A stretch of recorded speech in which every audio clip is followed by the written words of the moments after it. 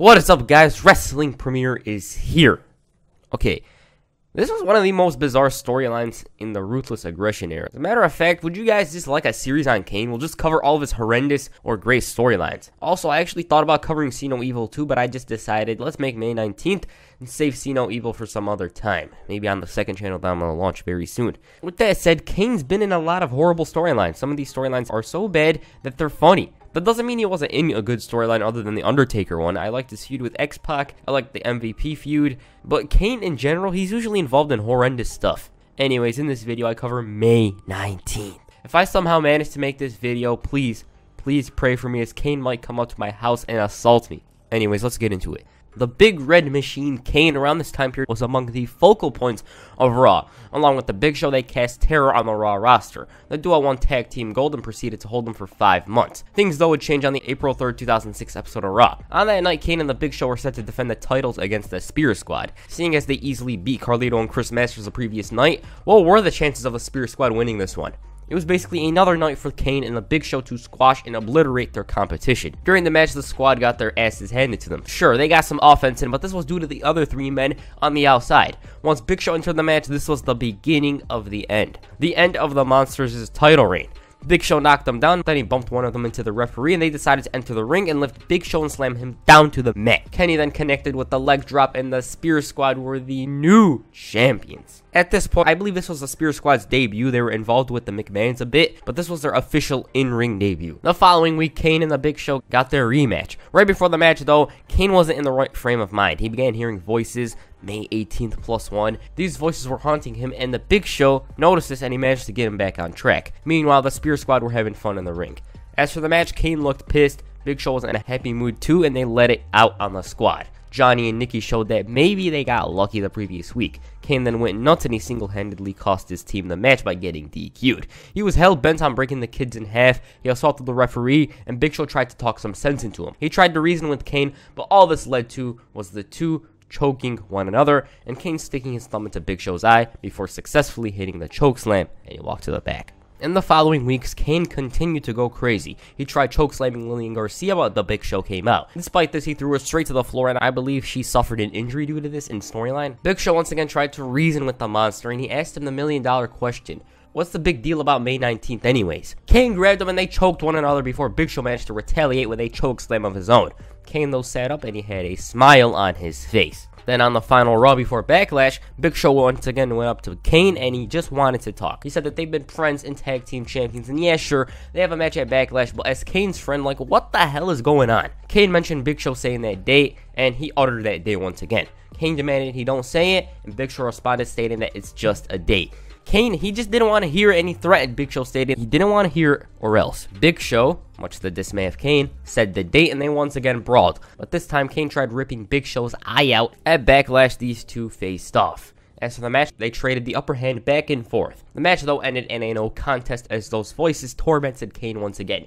May 19th, do you remember what happened on that day? And he was going crazy with himself once again, and Big Show had to knock him out with a chair to put him out of his misery. Big Show didn't really want to do it, but he had to. Kane, however, sat up a few seconds later and once again had a smile on his face. The next night on Raw, the Spear Squad took control of the show and they made Shawn Michaels the special referee for Kane's match with Rob Conway. Oh, and he's got to wear that horrendous, hideous shirt. In the ring, Conway made fun of HBK and he decided, you know what, let's find a way out of this. He low-blowed Conway and gave him the shirt. Conway tried to get rid of the shirt, but Michaels fed him to the wolf. Once Kane realized the contents on the shirt, he went crazy. He not only destroyed Rob Conway, but he dismantled him. And Michaels sat there watching what was supposed to be him getting an ass kicking. Conway tried leaving, but Michaels, the ref, threw him right back into the ring. Kane continued to unload, and then HBK brought out a trash can, and look at him, as if it appeared from nothing. Like he's handing the monster that damn trash can.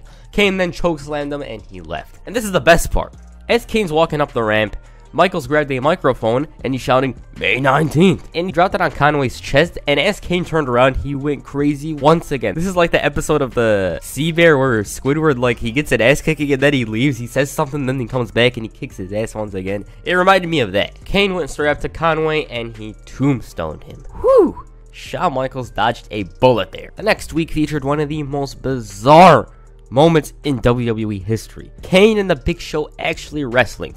takedowns and test his strength. What the hell? The part that gets me in this is the fact that Big Show tried giving up and taking down Kane. Everything was going well in this match, and it was pretty unique, but then the voices returned. After hearing the voices, he cracked Big Show's head with a chair and he repeatedly blasted him, and we still didn't know what May 19th was about. Everyone knew that that was the release date for the movie, but we still didn't know what was haunting Kane. The following week, Kane didn't appear on Raw. I assume the Big Red Machine was busy promoting the movie, but on SmackDown, May 19th episode mind you, JBL gave Rey Mysterio a hint for who his mystery opponent was. He asked Rey if he knew what the date was, and he responded, May 19th. And JBL was loving this. He's like, you said it. He had a big smile on his face, and he knew what May 19th meant to Kane. The commentary team were so damn pissed in this instance, I don't think they were ever that vocal about a competitor. Like, you gotta be kidding me, you sick SOB JBL. They were fuming. Like, you brought out Kane on May 19th. And I assume Kane on this day was not 99 overall, but 109 overall. He beat the hell out of Rey Mysterio, and Kane no-sold Rey's offense. The world champion couldn't even make a comeback, and once again, those voices were all over the place, and Rey hit a Sun in 619. When he tried to drop the dime, Kane grabbed him and hit the choke slam. JBL was demanding Kane finish Rey, but instead, you know what happened? Here it is. JBL shot him, why'd you beat him up? He said May 19th. And that was when Kane turned around, and he choke slammed the hell out of JBL. He accidentally uttered those two words, May, you know the rest. And this was the final SmackDown before Judgment Day, by the way. It wasn't Rey or JBL that was standing tall. It was the Raw superstar, Kane, on his least favorite day. On that week's Raw, Kane finally revealed why he hates May 19th. It was because his mother and his adopted family were killed in a fire, and since May 19th's come and gone, he's got a movie out where he kills people in unique and excruciating fashion. He promised to deliver unimaginable pain to his opponent and to tell the truth. He's never been happier. Like, May 19th is gone. What's gonna happen now? I'm happy. Later that night, Trevor Murdoch was rambling on about the Da Vinci Code and see no evil before the lead star interrupted. Kane inflicted pain on Murdoch. Right after the match, though, he delivered another chokeslam to Murdoch before completing the hat trick for a third. Then the voices returned. This is only the beginning. Kane didn't know what to think about this, but one thing that's for sure is that May 19th come and gone. Things would only get crazier on the May 29th, 2006 episode of Raw. The voices returned, but a familiar face also returned. Masked Kane. Kane couldn't believe what he was seeing, and the imposter caught him off guard with a chokeslam before leaving. It seemed like the most bizarre thing from 2006, like Kane versus Kane. This is different from the Undertaker versus Undertaker storyline. That was something that that was DiBiase's hired gun. This time, though, this was probably the real Kane who returned.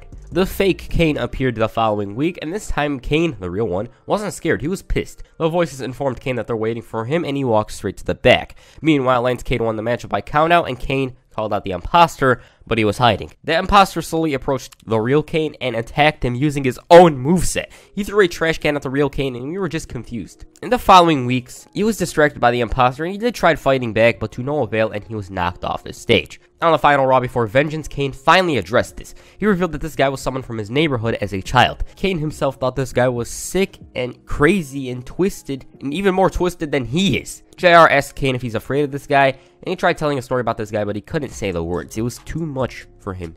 At Vengeance, Kane faced the imposter. Kane tried to dismantle this imposter, but in the end, the fake Kane won this match, and it's still one of the most bizarre results of 2006. But with a little context, you'll understand why this was the result. Now, from what I could find on the internet, and rumor has it, Kane was thinking about retiring, and they wanted to keep the Kane character on TV, so they'd have imposter be the actual one, I think.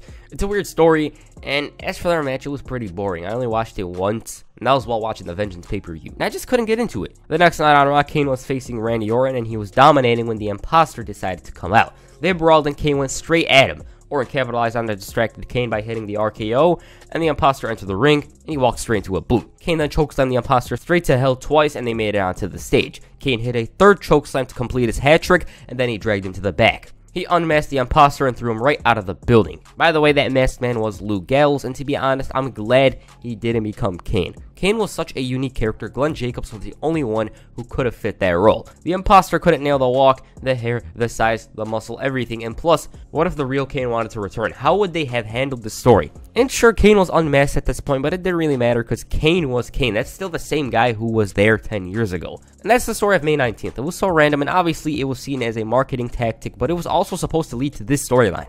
Yeah, that's it. Now, let me talk about my other channel. On that channel, I'll be talking about movies, wrestler movies. I'm not going to be talking about a Fast and Furious movie or something like that. I'm going to talk about those wrestling produced like Ready to Rumble, The Rundown, Walking Tall, The Marine, See No Evil, 12 Rounds, all that kind of stuff. I'll be talking about it on that second channel. And I'll be posting some game content there. I'll try to narrate stuff first, and then I'll get into the reviews and whatever, stuff like that. So yeah, this is my second channel. You can go check it out if you're interested.